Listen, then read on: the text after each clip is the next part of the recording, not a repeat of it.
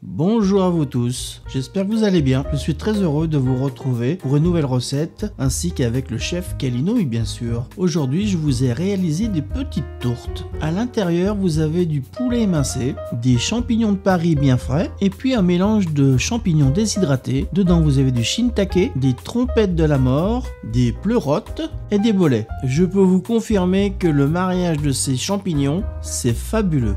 Alors, chef Kalinouille, vous êtes prêt pour la recette là? Vous n'aimez pas les champignons, j'imagine. Alors, je vous laisse manger. Bon appétit. Oui, effectivement, les croquettes à la dinde, ça donne pas envie. Bon allez, ne perdons pas de temps, retrouvons la recette.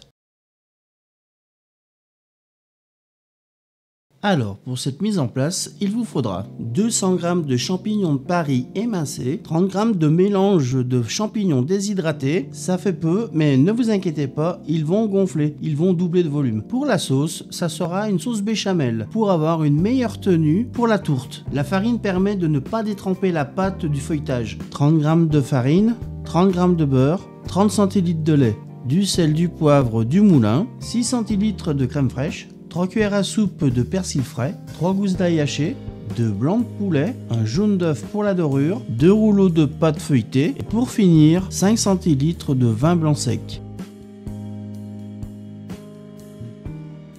Avant de les faire cuire, je fais réhydrater mes champignons pendant 15 minutes, comme ça ils auront le temps de bien se réhydrater. Après ces 15 minutes passées, vous pouvez les faire cuire avec un feu vif. Et après ébullition, faire cuire 10 minutes. Cuisson effectuée, vous pouvez les égoutter et puis les réserver. Je ne conserve pas le jus de cuisson. Maintenant, autour des champignons de Paris, ajoutez dans votre casserole un peu d'eau pour faire cuire vos champignons. Juste un fond de casserole d'eau et toujours avec un feu vif. Comme pour les autres champignons, portez à ébullition et puis les cuire 5 minutes. Voilà, cuisson terminée, vous pouvez éteindre le feu.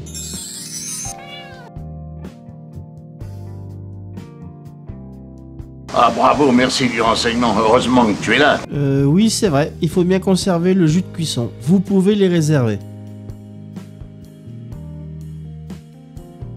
Avec un feu vif, dans une poêle bien chaude, ajoutez votre beurre, l'huile de tournesol, saisissez votre viande sur les deux faces et n'oubliez pas de les assaisonner. Sel, poivre.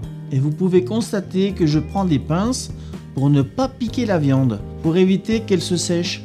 Voilà, regardez la viande comme elle est bien saisie. Vous pouvez constater aussi les sucs qu'on va pouvoir déglacer. Ces sucs, il faut bien les déglacer, c'est ce qui va donner du goût à votre viande.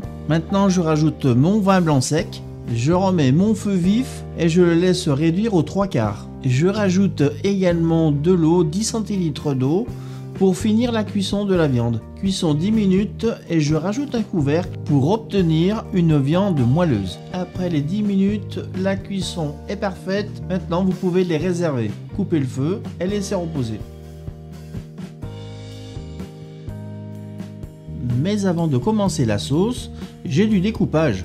Je vais commencer à couper mon poulet. Je le coupe comme ceci pour que ça soit plus facile à farcir les tourtes, les petites tourtes. Et j'effectue la même opération pour le mélange de champignons et puis je peux les réserver en même temps dans le même plat. Bon, pour la sauce, c'est une sauce béchamel. Vous connaissez tous la sauce béchamel, je vais abréger. Allez, vous ajoutez votre beurre dans votre casserole avec un feu moyen. Une fois qu'il est bien fondu, ajoutez votre farine.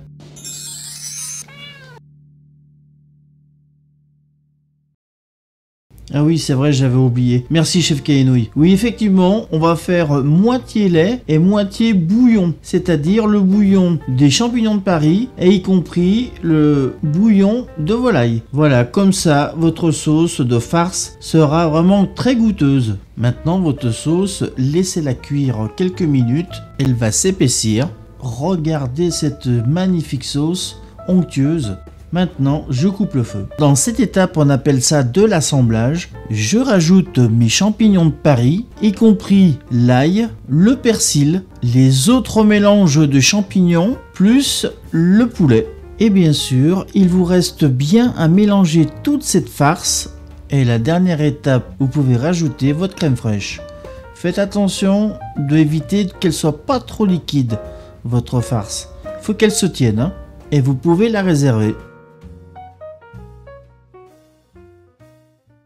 Pour façonner mes petites tourtes, j'utilise une petite assiette d'un diamètre de 155 mm.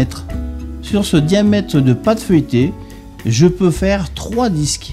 Je positionne la petite assiette comme ceci et je découpe. Je réserve mes disques sur une tôle préalablement prête d'un papier cuisson. Voilà le deuxième disque. Bon, le troisième, je ne peux pas le mettre sur la tôle, hein. Pas assez de place. Mais ça ne fait rien, je ferai une autre fournée. Je prépare à couper mon troisième disque. Pour optimiser cette pâte, j'utilise des petits emporte-pièces de fleurs pour faire une petite déco. Voilà, comme ça, c'est sympa. Et puis le restant de pâte, bien sûr que je ne vais pas la jeter.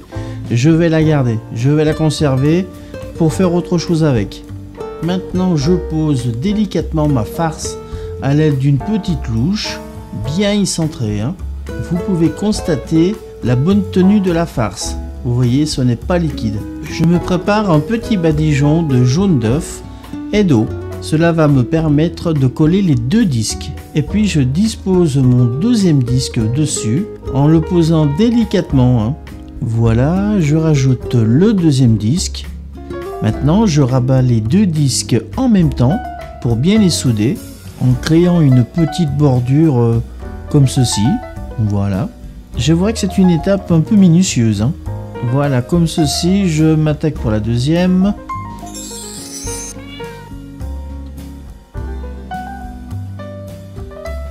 C'est exact, chef Kalinouille. Effectuez un petit trou sur le dessus, une petite cheminée, pour éviter qu'elle s'explose la tourte. Pendant la cuisson, il me reste à coller ma petite déco, ma petite fleur. Voilà, je la dispose et je colle toujours avec mon petit badigeon. Et je profite en même temps de mettre ma dorure. Voilà, c'est prêt pour être enfourné au four chaleur tournante à 220 degrés pendant 20 à 25 minutes, selon votre four. Et voilà les amis, cette tourte est bien cuite, bien dorée. C'est vrai qu'il y a pas mal de travail sur ces petites tourtes. Elles restent bon marché. Si vous voulez épater vos amis, je pense que ça sera réussi. Et le goût aussi, vous allez voir, c'est excellent. Il me reste à vous souhaiter un bon appétit. Je vous remercie d'avoir suivi cette recette jusqu'au bout. Et je vous dis à très bientôt pour une prochaine recette. Allez, ciao, bye!